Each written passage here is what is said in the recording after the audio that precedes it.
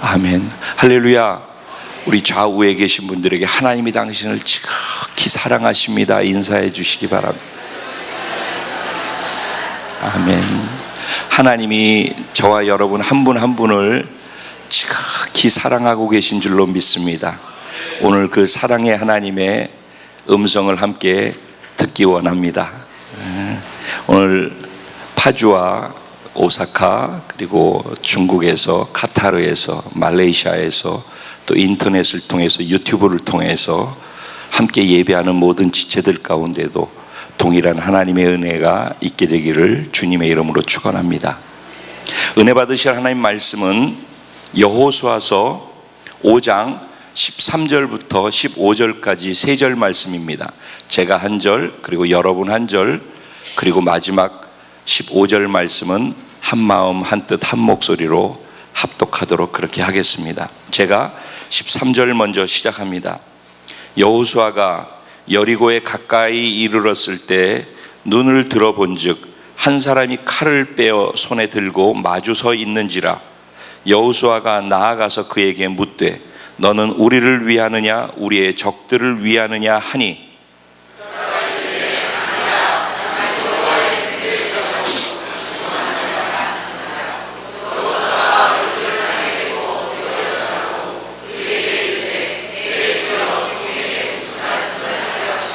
다 같이 여호와의 군대 대장이 여호수아에게 이르되 내 발에서 신을 벗으라.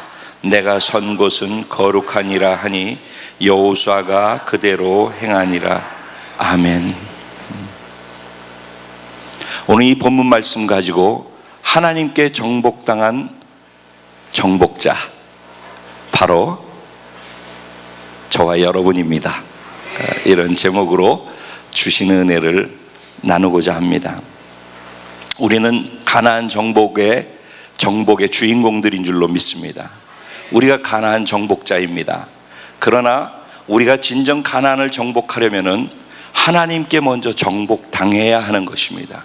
우리가 정복당할 때 나를 정복한 하나님이 그때부터 내 안에서 정복의 주체가 되셔서 우리가 정복해야 될 땅을 친히 누비시면서 우리를 승리하는 자로 살도록 만들어 주실 줄로 믿습니다. 이 같은 은혜가 오늘 말씀을 듣는 가운데 저에게, 우리 공동체 모두에게 있게 되기를 소원합니다.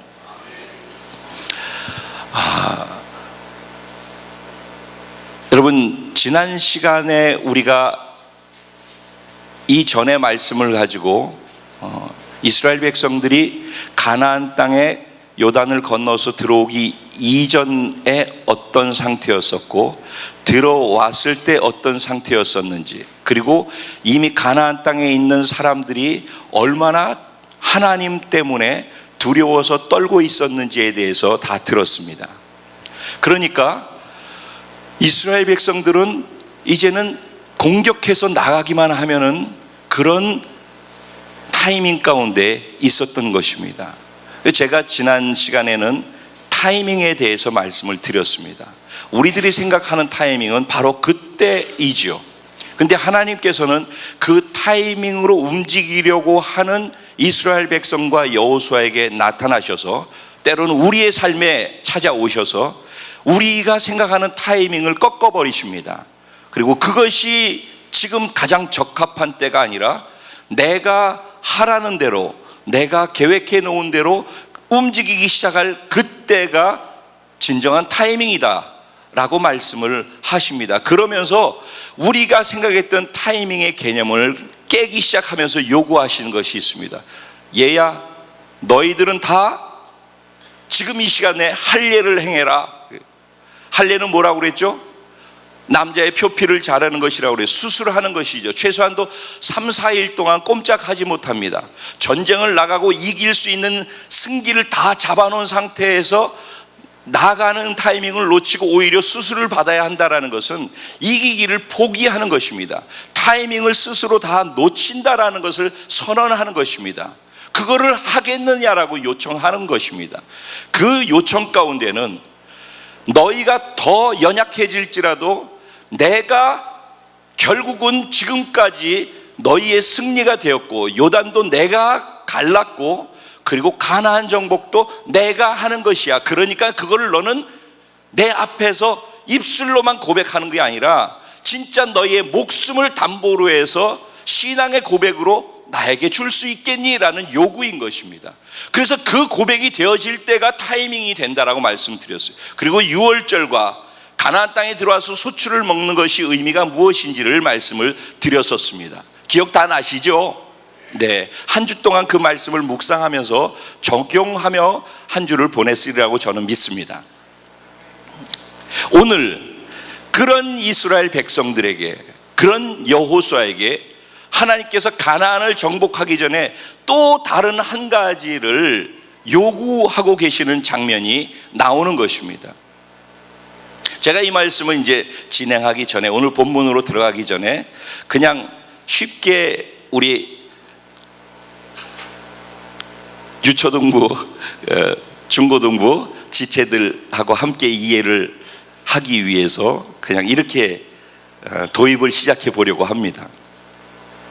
여러분, 그 경찰 업무 중에서 특별히 강력반 형사들, 여러분 TV에서나 이런 데 보면 많이 나오죠. 형사 영화 같은 거. 특별히 일반 경찰 말고 강력반 형사들 같으면은 그 업무를 수행하기 위해서 필요한 것이 무엇이겠습니까? 네, 첫째는 경찰의 신분이죠. 그래서 경찰의 제복을 입고서 길거리에서 손을 들면은 차들이 멈출 수 있는 것은 경찰의 제복이 갖고 있는 권세와 권위 때문입니다. 그런데 그 옷을 벗어도 경찰이겠죠. 강력반들은 제복을 입고 있지 않습니다. 그러니까 경찰의 신분이고 제복으로 줄 수 있는 권위만 가지고서는 업무를 수행하기가 어렵겠죠. 그러면 그들에게 진짜 업무를 수행하기 위해서 필요한 건 무엇입니까? 권위와 제복뿐만 아니라 능력이, 감당할 수 있는 능력이 있어야 하는 것입니다. 강력반 형사로서 감당할 수 있는 능력이 무엇이겠습니까? 첫째, 지혜가 있어야 되죠. 업무를 수행하기 위한 지식도 있어야겠죠. 그런가 하면은 무술 고단자가 돼야 되겠죠. 싸움도 잘 해야 하는 것입니다. 그런가 하면은 그들에게 마지막으로 자기를 지킬 수 있는 무기를 사용할 수 있고 다룰 수 있는 능력도 있어야 하는 것입니다. 그러니까 제복을 입고 경찰이라는 신분으로서 그것으로 권위와 권세를 가질 수 있지만 그 권위와 권세를 그대로 실행하기 위한 능력도 함께 보유하고 있어야지만 경찰로서 강력반 형사로서의 역할을 제대로 감당하고 수행할 수 있게 된다는 것입니다. 동의하시죠? 예. 신앙생활도 이와 같습니다. 우리는 예수 믿는 순간부터 하나님의 자녀가 되었습니다. 그래서 성경은 영접하는 자, 곧 그 이름을 믿는 자들에게는 하나님의 자녀가 되는 권세를 주셨으니라고 했어요. 우리 믿는 자들에게는 하나님의 자녀의 권세가 있는 것입니다. 그 권세는 마치 경찰의 제복을 입고 있을 때 손을 들면은 모든 차량들이 그 통제 안에 움직일 수 있도록 만드는 것과 같습니다. 그런 권세가 있지만은 그 권세를 넘어서서 그 신분으로 살 수 있는 능력 또한 갖추어야지만 제대로 된 삶, 즉 하나님의 자녀로서의 삶과 사역을 감당할 수 있게 된다는 것입니다. 조금 전에 제가 이런 말씀 드렸어요. 우리가 무엇을 해야 하는지 몰라서 못하는 경우가 있습니다. 그런가 하면은 우리가 다 무엇을 해야 되는지 아는데도 못하는 경우가 있습니다. 그 이유가 무엇입니까? 바로 내가 어떤 신분을 가졌는지는 알고 그 신분으로 살려면 이렇게 살아야 한다는 것을 알고 있으면서도 그것을 살 수 있는 능력이 뒷받침되지 않기 때문에 스스로 날마다 하려고 하다가 안 되어지는 것 때문에 좌절하고, 그래서 자기 스스로 때문에 절망하고 포기하고 주저앉아 있게 되는 경우가 사실은 신앙생활 하는 가운데도 많이 생겨나게 된다는 것입니다. 그럼 우리 믿는 자들에게 있어서 능력은 무엇입니까? 그것이 바로 성령님이라는 것입니다. 그것 때문에 하나님께서 예수 믿고 신앙생활을 했던 예수님의 제자들에게 너희가 약속한 성령이 너에게 부어지기 전까지는 예루살렘을 떠나지 말고 성령을 기다려라 라고 말씀을 하셨던 것입니다. 여러분 생각해 보십시오. 예수님의 제자들이 예수님이 십자가에 못 박혀 죽으시기 전에 어떤 일들을 경험했고 어떤 일들을 실제 행했었는지 기억하시죠? 그들은 첫째, 예수님하고 같이 3년 반을 동고동락하고 살았습니다. 예수님으로부터 예수님의 마음도 다 알고 예수님께서 무엇을 원하시는지 예수님의 생각도 다 압니다. 예수님의 가치도 압니다. 그리고 기특하게도 너희는 나를 누구라고 하느냐? 세상 사람들은 선지자다 뭐 여러 가지 얘기를 다 하는데 그럼 너희들은 나를 누구라고 생각하느냐라고 했을 때 제자 중에서 이렇게 얘기합니다. 주는 그리스도시요 살아계신 하나님의 아들이십니다. 너무너무 기특한 고백을 합니다. 그는 다 알았던 것입니다. 예수님이 살아계신 하나님의 아들이고 자신의 주라는 사실을 알았습니다. 왜냐하면 예수님은 다니면서 아픈 사람을 치료해 주셨습니다. 마음에 상처받은 사람을 치유해 주셨습니다. 죄지어서 고통당하고 사람들한테 지적받고 죄책감과 정죄감에 빠져 있는 사람을 용서해 주셨습니다. 그리고 죽은 사람조차도 살려주셨습니다. 예수님은 그런 놀라운 능력을 제자들에게 보여주셨습니다.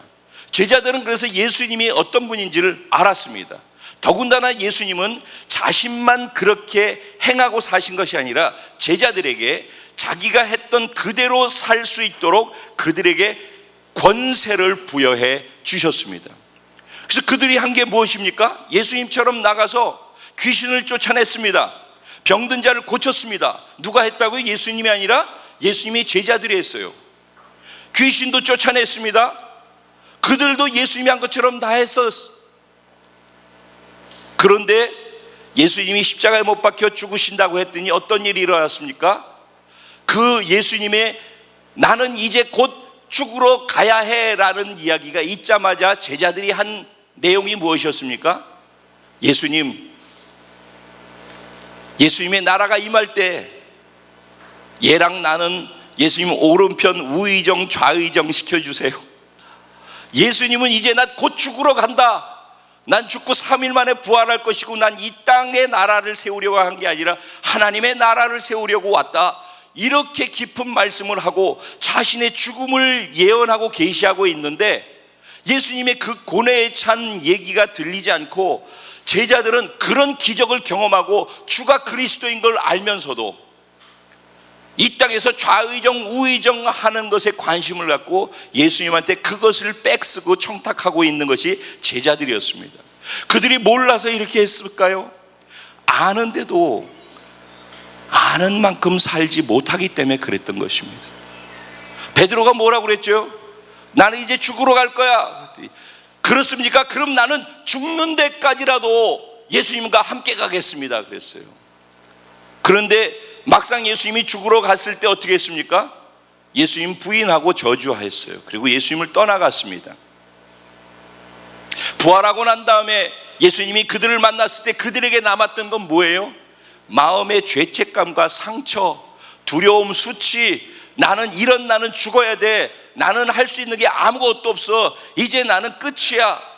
자기 스스로 자기를 정죄하고 죄책 속에서 수치스럽고 사람들 그렇게 잘난 척하고 큰 소리 쳤던 모든 것들과 상관없이 그렇지 못한 자기를 보면서 얼마나 절망스럽고 고통스러웠겠습니까?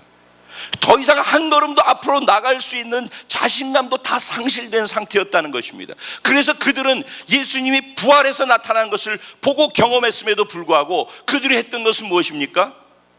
갈릴리에서 또다시 그물을 던지고 물고기를 잡는 어부로 돌아갈 수밖에 없었던 이유가 거기에 있었던 것입니다. 그런 그들에게 예수님께서 하늘로 올라가시기 직전에 그런 그들에게 예수님이 하신 말씀이 무엇입니까?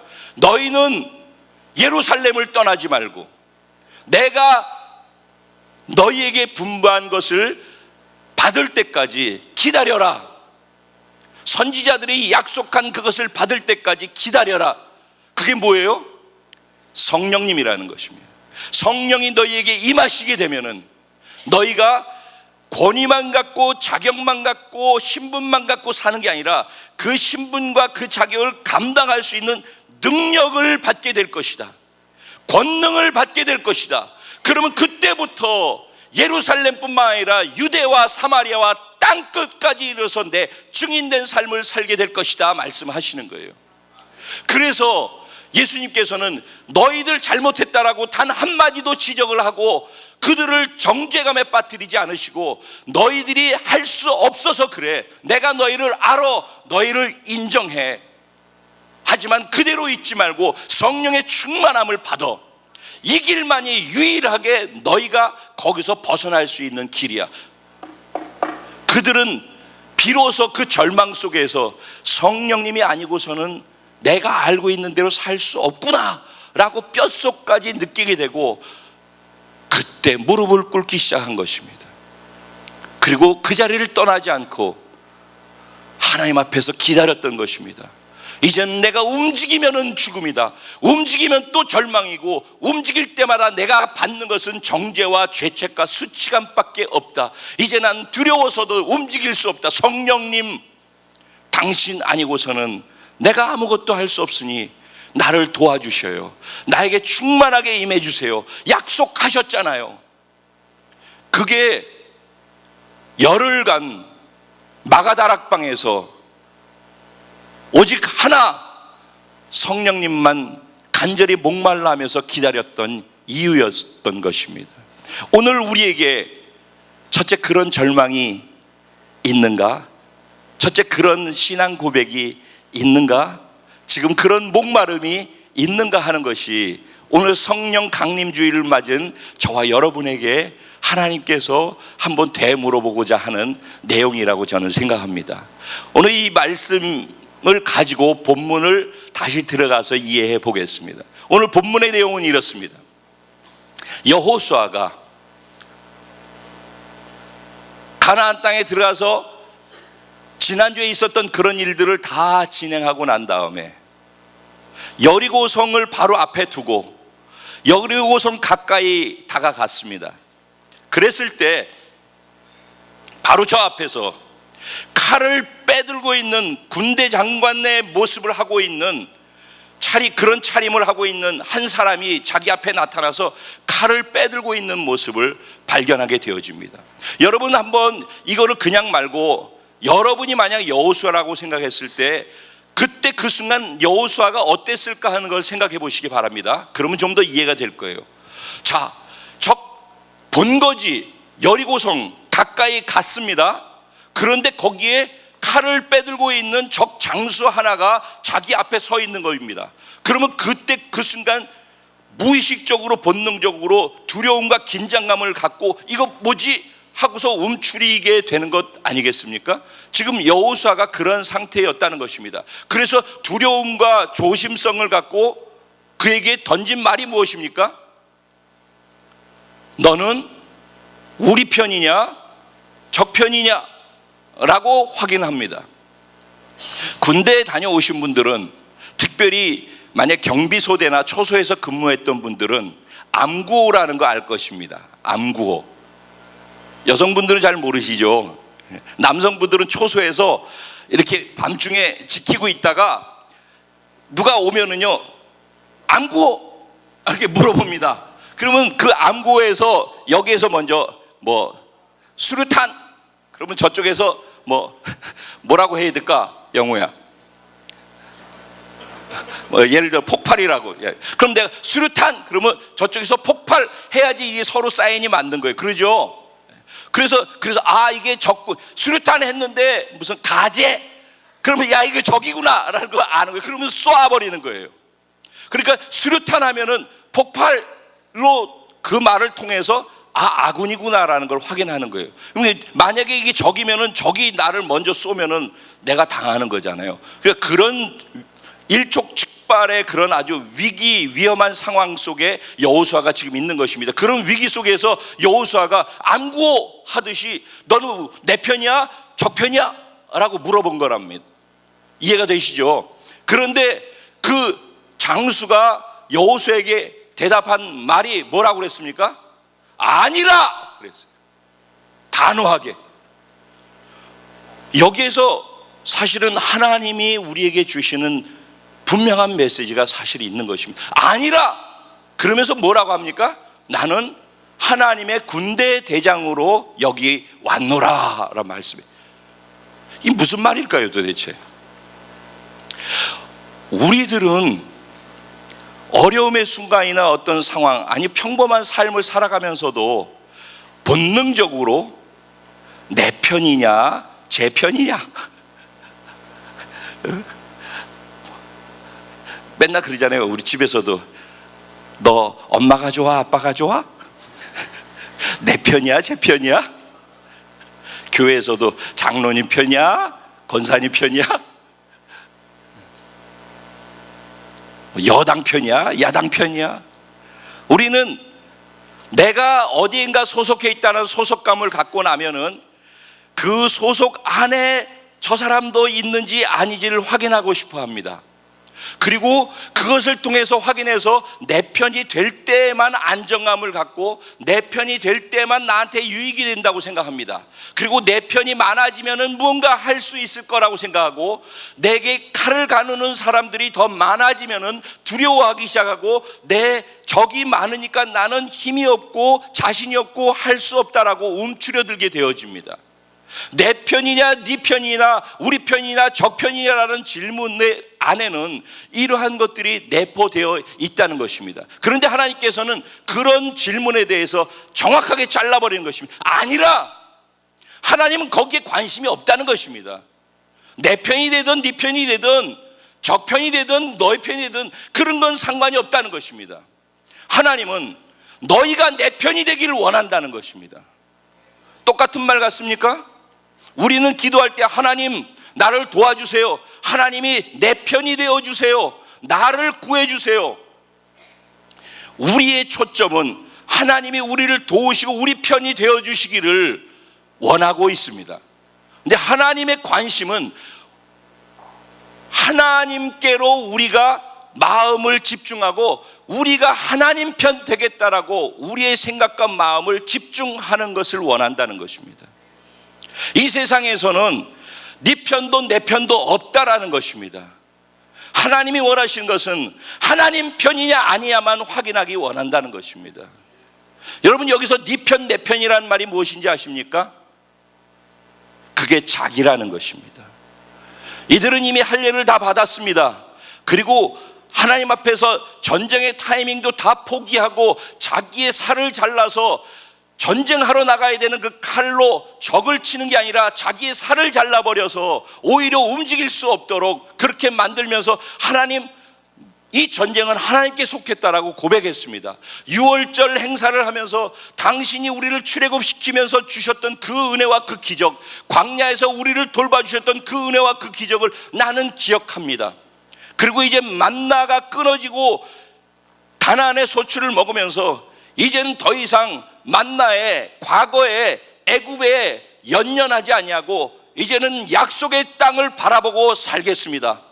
이제는 광야가 아닌 약속의 땅에 먹을 것을 먹고 약속의 땅의 가치를 가지고 약속의 땅에 살아야 될 그런 삶의 방향을 가지고 살겠습니다라는 신앙 고백까지 사실은 다 한 것입니다.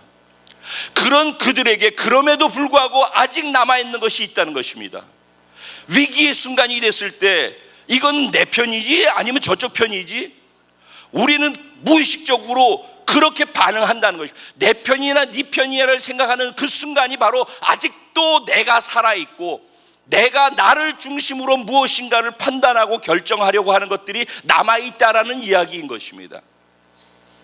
하나님 나라의 공동체, 하나님의 자녀들이라면 내 편, 네 편은 없는 것입니다. 우리는 오직 하나님 편 하나밖에 없는 것입니다. 중요한 것은 내가 그럼 이 편이냐 저 편이냐가 아니라 하나님의 편에 서 있는가 하는 것만 보면 되는 것입니다. 그리고 하나님은 그것을 여호수아에게 내려놓으라고 말씀을 하고 있는 것입니다. 그러면서 뭐라고 얘기합니까? 여호와의 군대 대장으로 지금 왔느니라 이렇게 말씀을 했더니 여호수아가 거기에 반응을 합니다. 뭐라고 반응합니까? 그 자리에서 땅바닥에 넙죽 엎드립니다. 엎드려서 절을 합니다. 이게 무슨 의미입니까? 예배인 것입니다. 예배라는 단어, 프로스퀴네오 라는 단어의 의미는 엎드려서 발에 입을 맞춘다라는 의미입니다. 우리가 지금 예배하고 있지 않습니까? 이 예배라는 말의 본 원어의 의미는 엎드려서 예수님의 발등에다가 입을 맞추는, 그래서 나의 진심과 나의 사랑을 고백하고 내가 당신 앞에 무릎을 꿇습니다. 당신이 나의 주인이십니다. 당신이 나의 왕이십니다. 당신만 나를 통치하실 수 있습니다 라는 신앙 고백이 예배인 것입니다. 그리고 그것을 영어로 할 때는 serving, servant, 그러니까 종으로서의 서비스를 하는 게 또 예배 안에 있는 또 다른 예배의 단어의 의미입니다. 우리는 그러니까 servant, 종으로서, 노예로서 그런 심령을 가지고 그분께 서빙하기 위해서 여기 있는 것이기도 한 것입니다. 이게 예배의 본질 안에 있는 의미들인 것입니다. 그런데 그 예배가 진짜 예배인지 아닌지를 다음 그의 고백 속에서 나와 있습니다. 주여 말씀하시옵소서 내가 듣겠나이다. 엎드리는 이유는 단지 엎드리기 위해서가 아니라 당신이 나의 주인이다, 당신이 나의 왕이다라고 고백하며 그분 발 앞에 나의 사랑을 표현하는 것 아니겠습니까? 이제 말씀만 하시옵소서. 예배의 가장 핵심은 무엇인가? 설교를 듣기 위한 게 아니라 내가 지금 말씀하신 대로 순종하고 행할 터이니, 무엇이든지 내가 지금 말씀한 대로 움직일 터이니 말씀만 하여 주시옵소서. 순종하기로 작정된 사람이 그분 앞에 당신이 주인이고 내가 종입니다, 나는 준비되었습니다 라고 되어진 그 상태가 예배인 것입니다. 여러분, 그런 준비가 되어 있습니까? 그런 준비가 되어 있는 사람에게 오늘 전해지는 이 말씀이 귀로 들리고 지식으로 정리되는 게 아니라 이 말씀대로 살 수 있는 은혜가 있게 되어지는 것이고, 그렇게 자기가 비워지는 그 시간, 당신의 말씀 아니고서는, 당신이 주가 되지 않고서는 나는 할 수 없습니다라는 처절한 절망 속에서의 신앙 고백을 그분께 드릴 때, 그리고 그분을 목말라 할 때, 그때 성령이 임한다는 것입니다. 그때 하나님이 행하시기 시작한다는 것입니다. 그러니까 사도행전 1장 8절과 2장에 있는 그 말씀이나 오늘 본문 여호수아서의 말씀이나 사실은 하나님께서 우리에게 주시고자 하는 것은 동일한 원리라는 것입니다. 그리고 말씀하십니다. 내가 선 곳은 거룩하니 내 발에 신을 벗어라. 그랬더니 여호수아가 그대로 행하니라. 이게 오늘 본문 말씀의 결론입니다. 여호수아는 무릎 꿇고 말씀만 하시옵소서까지 하고서 끝난 게 아니라 말씀하시자마자 그 말씀을 듣고 그대로 행하는 자였다는 것입니다. 그것을 뭐라고 합니까? 예배라고 하는 것입니다. 그것이 진정한 예배인 것입니다. 그런 예배를 드리게 되는 사람, 그렇게 자기를 다 내어드리고 그분이 말씀하시면은 순종하기 위해서 말씀을 듣고, 그렇게 말씀을 듣고 순종하기 위해서 그분 발 앞에 무릎을 꿇고 말씀만 하시옵소서 하고 앉아서 듣고 있는 사람들, 그런 참 예배자들에게 하나님 당신의 주권을 드러내시기 시작하는 겁니다. 당신의 능력을 드러내기 시작하는 겁니다. 그리고 그때 이미 당신이 정복자로 움직이기 시작하는 겁니다. 여기서 우리가 놓치지 말아야 될 희망이 뭔지 아십니까? 이미 하나님은 이 전쟁을 내가 친히 하겠다라고, 하나님은 이미 이스라엘 백성들보다 먼저 칼을 빼들었다는 것입니다. 할렐루야. 전쟁에 능하신 하나님, 여호와 니시 하나님, 그 하나님이 이스라엘 백성들에게 요구하고 확인할 걸 확인하고 계시지만은, 확인하는 그 순간에도 이스라엘을 위해서 이미 이기는 자로서 칼을 빼들고 주님은 준비하고 계시다는 것입니다. 주님이 전쟁의 주체인 것입니다.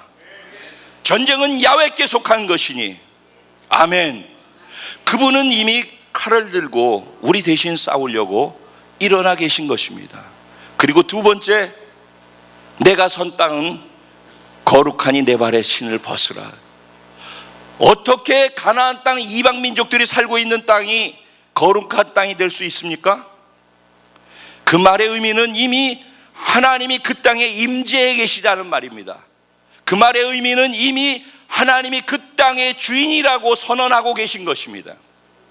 여러분 기억나십니까? 출애굽기 3장에 보면은 모세가 하나님께 부름 받을 때 이스라엘 백성들을 출애굽시키기 위한 위대한 사명을 감당하기 위해서 첫 번째 하나님과 만나는 장면이 나옵니다. 가시떨기 나무에 불이 붙어서 꺼지지 않는 불이 활활 타오르고 있는 장면 가운데 모세는 하나님을 만나게 되어지죠. 그때 하나님께서 하셨던 말씀이 무엇입니까? 모세야, 내가 서 있는 땅은 거룩하니 내 발의 신을 벗으라. 여호수아에게 하셨던 말씀하고 똑같은 말씀을 하시는 것입니다. 하나님께서 우리 공동체, 하나님께서 마치 여호수아에게, 모세에게 확인하고 넘어가기 원했던, 정복하기 직전에, 위대한 사명을 감당하기 직전에 체크하고 원하시는 것은 무엇이냐? 내가 이미 이 땅의 주인이다. 이 땅은 나의 임재로 가득 차서 거룩하게 되었으니 너만 이제 거룩하면 된다. 너만 거룩한 내 앞에 무릎을 꿇고 너의 주권을 포기하기만 하면, 네가 군대 장관이냐? 그러면 그 군대 장관인 그 자리를 나한테 이양하지 않겠느냐? 내가 너의 주인이니라. 여기에 지식이 아니라 정말 나의 삶의 고백으로, 신앙으로 그렇게 내어드리는 그 사람에게 그분이 친히 군대 장관이 되어 그 사람의 인생을 살아주는 것입니다. 그때부터 가나안 땅 정복이 시작되어지는 것입니다. 그때부터 성령의 충만함이 그 사람에게 임하고 예루살렘, 유대, 사마리아와 땅끝까지 정복하는 정복의 역사가 시작되어지는 것입니다. 오늘이 그날인 줄로 믿습니다. 오늘 이 시간이 그 시간인 줄로 믿습니다. 설교로 듣고 끝나시겠습니까? 아니면 정말 하나님 앞에서 이 말씀의 의미를 생각하면서 내가 이 말씀 앞에 무릎을 꿇나이다, 내가 당신의 발등에 입술을 맞추며 내게 말씀하시옵소서 듣겠나이다, 내가 그 말씀대로 살겠나이다. 오늘 내 신앙 고백이 여기에 분명히 있다면 하나님 그런 저와 여러분 안에 오늘 또 다른 성령 강림 주일로서 역사하시는 은혜가 있게 될 줄로 믿습니다. 오늘 그 은혜가 이 시간 기도하기 원하는데, 이 기도 시간에 마가다락방의 그 은혜가 있기를 소원합니다. 우리는 이미 하나님의 자녀입니다. 우리 안에는 하나님의 영광이, 하나님의 형상과 모양이, 하나님의 권위와 권세가 다 주어져 있습니다. 이제는 그렇게 살 수 있는 능력으로만 충만하게 부음받으면 그때부터 그런 삶은 시작되는 것입니다. 오늘이 그날입니다. 지금이 그 순간입니다. 우리 주님의 이름을 간절히 3번 부르고, 주님, 정말 내가 아무리 해도 내가 할 수 있는 게 아무것도 없습니다. 이게 그냥 말이 아니라, 설교를 들었기 때문에 하는 그냥 말이 아니라, 여러분 내면 깊은 곳에서 우리 사람들과는 상관없이 하나님과 자신과 1대1로 그분께 이 고백을 절망 속에서 드릴 수 있어야 그분이 그 가운데 진심으로 임할 수 있지 않겠습니까? 오늘 그런 시간이 정말 됐으면 좋겠습니다. 오늘 말씀을 많이 하는 것보다 이렇게 우리를 고백에 그분께 내어드리는 시간을 많이 갖는 게 우리에게 더 유익되다라고 저는 믿습니다. 자, 우리 각자 주님의 이름을 한번 부르고 우리 그 주님으로 간절히 체험받기 원하는 목마름으로 잠시 하나님께 나아가는 시간을 갖겠습니다. 기도드리겠습니다. 주여!